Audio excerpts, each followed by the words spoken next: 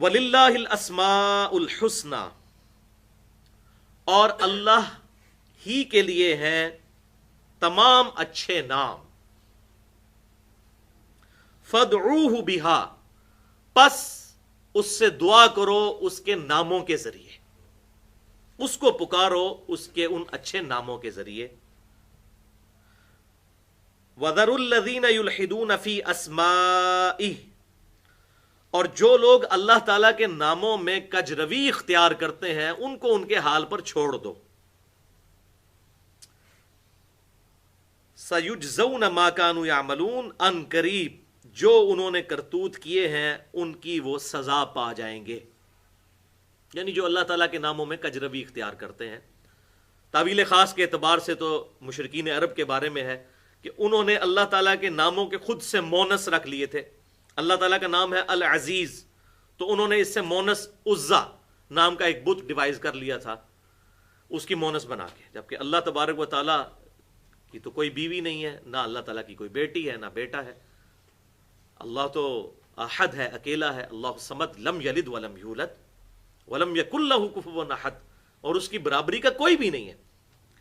तो इस तरह की कजरवी उन्होंने अल्लाह ताला के अस्मा में इख्तियार कर ली थी। तो अल्लाह ताला फरमा रहा है इनका अंजाम तो अनकरीब ये क़यामत वाले दिन देख लेंगे। लेकिन साइमल्टेनियस कंट्रास्ट, हमेशा हक परस्त लोग दुनिया में मौजूद रहेंगे। वमिम्मन खलकना उम्मतुन यहदून बिल हक, हमने ऐसी उम्मत भी पैदा की है जो हक की तरफ रहनुमाई करती है। अहले हक हमेशा दुनिया में रहेंगे। वबिही यादिलून, और वो हक के साथ अदलो इंसाफ भी करते हैं। तो अहले हक से दुनिया कभी खाली नहीं होगी, अहले हक हमेशा इस दुनिया पर मौजूद रहेंगे। ये दो आयात इंशाअल्लाह ताला अब इस कॉन्टेक्स्ट में मैं डिटेल से गुफ्तगू करूंगा। कुरान पाक अपने बंद कर दीजिए, अब डिटेल के साथ इंशाअल्लाह ये अस्माए आज़म के हवाले से डिस्कशन होगी। तो ये हमने जो सूरतुल अराफ की आयत नंबर 180 पढ़ी, वलिल्लाहिल अस्माउल हुस्ना, अल्लाह ही के लिए हैं सारे अच्छे नाम। फदऊहु बिहा, पस उसे पुकारो उसके नामों के साथ। तो ये भी तवस्सुल और वसीला इख्तियार करने का एक जरिया है अल्लाह ताला के अस्मा। वसीले की कुल 6 इकसाम हैं जो किताब व सुन्नत से साबित हैं। वो आज महल नहीं, मैंने उस पर पूरा डिटेल लेक्चर दिया है, तकरीबन 1.5 घंटे की गुफ्तगू है। वसीला और तवस्सुल के सही अहकाम व मसाइल, मसला नंबर 43 के नाम से ahlesunnatpak.com पे। उन 6 में से 5 वसीले ऐसे हैं जो किताब व सुन्नत से सही साबित हैं, और एक ऐसा है जो साबित नहीं है। और जो 5 साबित हैं उनमें से पहला वसीला मैंने यही बताया था उसमें, और यही आयत पढ़ी थी कि अल्लाह ही के लिए हैं अच्छे नाम, उसको उसके नामों के जरिए पुकारो। इस कॉन्टेक्स्ट में सही बुखारी और सही मुस्लिम की एक मुत्तफक़ुन अलैह हदीस है कि आप सल्लल्लाहु अलैहि वसल्लम ने इरशाद फरमाया कि अल्लाह ताला के 99 नाम हैं, 99, जो उन्हें याद कर लेगा या हिफ्ज कर लेगा या पकड़ लेगा। ये सारे माने हो सकते हैं क्योंकि अरबी में अल्फाज हैं मन अहसाहा दखल अल जन्ना, जो उन्हें पकड़ लेगा वो जन्नत में दाखिल हो जाएगा। ये सही बुखारी और सही मुस्लिम में है। और बुखारी और मुस्लिम के दूसरे तुरुक में इसके साथ वो अल्फाज भी हैं कि अल्लाह ताला वित्र है, यानी अल्लाह ताला ताक है, यानी अकेला है। ऑड, वित्र अरबी में कहते हैं ऑड को, उर्दू में हम ताक कहते हैं। अल्लाह वित्र है और वित्र से मोहब्बत करता है। तो इसका सही तुरुक भी अल्हम्दुलिल्लाह सही बुखारी और मुस्लिम में हमें इस हदीस के साथ मिल गया। लिहाजा इसी से इज्तिहादन कई एक बातें लोगों ने जो डिवाइस कर ली हैं, तो उसमें कोई ऐसा शरी फतवा नहीं लगता। मिसाल के तौर पर नमाज जनाजा में लोग ताक सफ़े बनाते हैं कोशिश करके, तो इसमें कोई शरी तौर पर ममानियत नहीं है। लेकिन अगली सफ मुकम्मल नहीं हुई और जबरदस्ती ताक बनाने की कोई कोशिश करेगा तो पिछलों की नमाज ही नहीं होगी। तो ये नहीं काम होना चाहिए। तो कहते हैं जी ताक अल्लाह ताला पसंद करता है, अल्लाह ताला ताक पसंद करता है, इसमें कोई शक नहीं है। नमाजों की फर्ज रकतों की तादाद भी दिन रात में 17 है।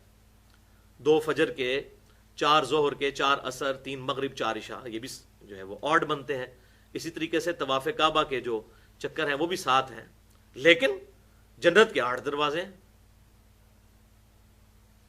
اللہ کے حروف 4 ہیں، الف لام لام ہا، اور محمد کے بھی حروف 4 ہیں، میم ہا میم دال.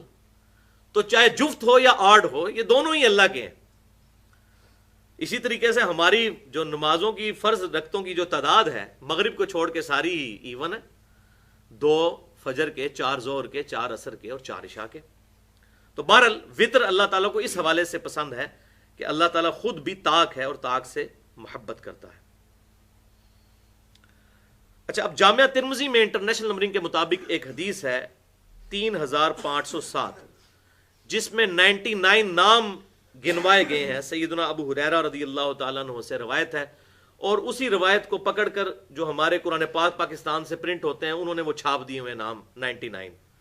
قرآن کے شروع میں 99 نام اللہ تعالیٰ کے، اور قرآن کے اینڈ پہ نبی صلی اللہ علیہ وسلم کی طرف 99 نام انہوں نے منسوب کیے ہوئے ہیں.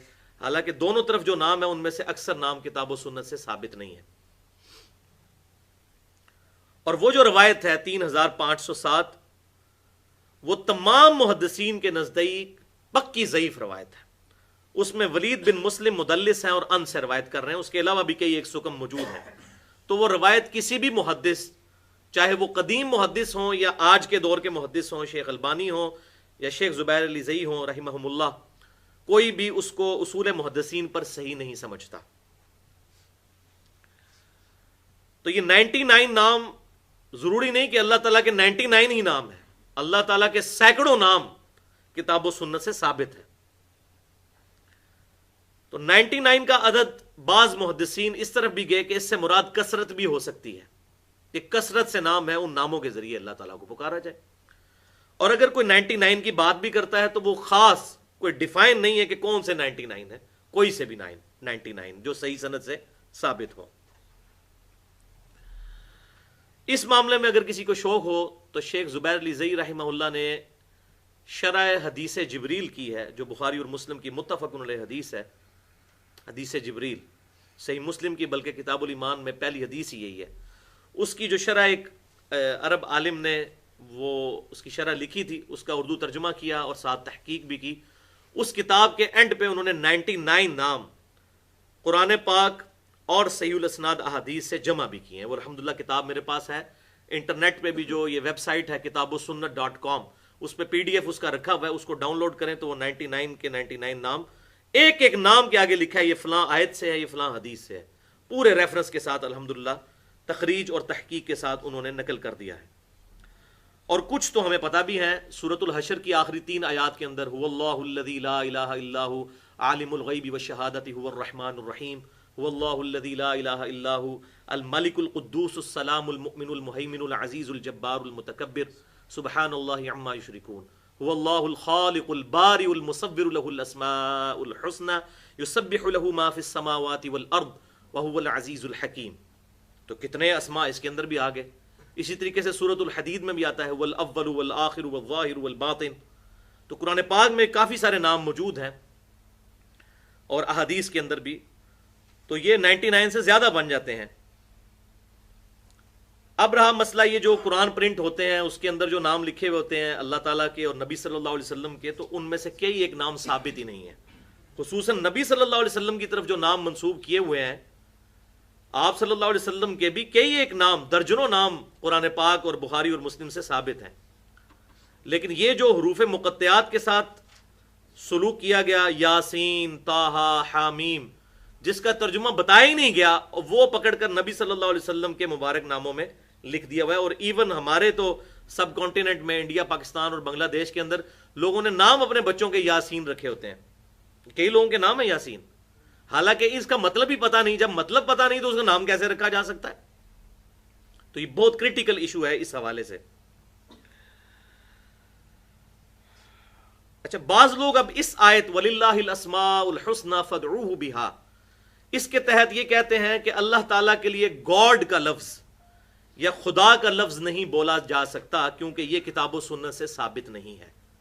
تو یہ بات یاد رکھیے، یہ اللہ تعالیٰ کا ہم نے کوئی اسم نہیں رکھا، بلکہ اللہ تعالیٰ کے ناموں کی ٹرانسلیشن کی ہے اور اس کو سمجھانے کی کوشش کی ہے. نام اس کا گاڈ نہیں رکھا. اب ایک انگلش جاننے والے کو بتانا پڑے گا گاڈ، فارسی جاننے والے کو خدا بتانا پڑے گا. لہذا اس حوالے سے میں سمجھتا ہوں کہ مولانا مودودی رحمہ اللہ نے جو ترجمہ کیا وہ سب سے بیسٹ ہے. لا الہ الا اللہ کا انہوں نے ترجمہ کیا ہے اللہ کے سوا کوئی خدا نہیں، یعنی الہ کی ٹرانسلیشن انہوں نے خدا کی ہے، کیونکہ فارسی لینگویج میں جس کو پوجا جائے اس کو کہتے ہیں خدا، سب سے سپریم جو ہے اس کے لیے خدا کا لفظ. تو انہوں نے اللہ کا نام بھی چینج نہیں کیا، اللہ کے سوا کوئی خدا. کیونکہ ڈاکٹر ذاکر نائک نے similarities between Hinduism and Islam, similarities between Christianity and Islam, اس میں یہ بات کہہ دی کہ اگر کوئی شخص اللہ تعالیٰ کے لیے وشنو کا لفظ استعمال کر لے سنسکرت زبان میں تو ہمیں کوئی اعتراض نہیں ہے. اسی کی عربی میں ٹرانسلیشن ہے رب، انگلش میں سسٹینر، اردو میں پالنے والا.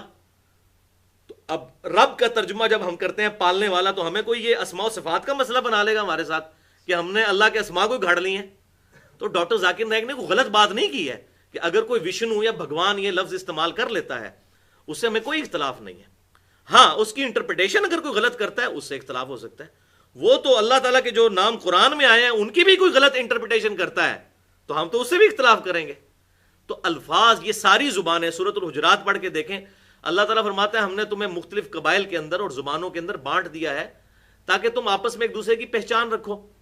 سنسکرت بھی اللہ کی زبان ہے، عربی بھی اللہ کی زبان ہے، ہیبرو عبرانی بھی اللہ کی زبان ہے، اردو بھی اللہ کی زبان ہے، انگلش بھی اللہ کی زبان ہے. قرآن عربی میں نازل ہوا، اس سے پہلے کتنی کتابیں عربی میں تو نازل نہیں ہوئی ہیں. تو اس میں کوئی جھگڑا نہیں کرنا چاہیے. لہٰذا اس معاملے میں میری جو رائے ہے وہ شیخ زبیر علی زئی رحمہ اللہ کے ساتھ ہے. انہوں نے میرے کوسچن آنسر سیشن جو ریکارڈنگ ہے 35 سوالات، اس میں انہوں نے یہ بات کلیئر کٹ کہی ہے کہ اگر کوئی اللہ کے لیے خدا یا گاڈ کا لفظ بولتا ہے تو بالکل جائز ہے. بلکہ ان کا موقف یہ تھا کہ اس پہ اجماع ہے امت کا. اور شاہ ولی اللہ دہلوی رحمہ اللہ نے جو ترجمہ کیا تھا قرآن پاک کا فارسی میں، انہوں نے اللہ کا ترجمہ خدا ہی کیا تھا، لیکن بعد میں جب لوگوں نے چھاپنا شروع کیا تو وہ اپنی طرف سے اس کو چینج کر دیا اور اس کو جہاں جہاں وہ تھا وہ اللہ لکھنا شروع کر دیا. تو اس معاملے میں مولانا مودودی رحمہ اللہ کا ترجمہ سب سے بیسٹ ہے، اللہ کے سوا کوئی خدا نہیں. ٹھیک ہے، الہ کا ترجمہ انہوں نے خدا کر دیا، معبود، اردو میں ہم معبود کہتے ہیں. تو یہ اللہ کو اسماء کے ساتھ پکارنا یہ 5 صحیح وسیلوں میں سے ایک وسیلہ بھی ہے. اچھا، اب یہاں پر ایک اور امپورٹنٹ بات ہے کہ کچھ چیزیں ایسی ہیں جو اللہ تعالیٰ کی صفات تو ہیں لیکن ان صفات کی بنیاد پر اللہ تعالیٰ کا نام نہیں رکھا جا سکتا. ریزمبلنس کے بغیر مماثلت کیے. میں اب دنیاوی طور پہ ایک بات کرتا ہوں. اب جو سونے کا کام کرتا ہے ہم اسے انگلش میں کہتے ہیں گولڈ سمتھ یا سنیارا. اب سونے کا کام کرنے والا اس کو سنیارا کہا جاتا ہے. سونے کا کام کرنا صفت ہے اور اس صفت کا اسم ہم نے کیا رکھا؟ سنیارا. اردو میں بھی پنجابی میں بھی ہم استعمال کرتے ہیں. اردو میں ہم سونار کہہ دیتے ہیں، پنجابی میں سنیارا کہہ دیتے ہیں، انگلش میں گولڈ سمتھ کہہ دیتے ہیں. اسی طریقے سے اللہ تعالیٰ کی جتنی صفات ہیں نا ان کے اگینسٹ نام نہیں رکھے جا سکتے، ان کو صفات ہی رہنے دیا جائے.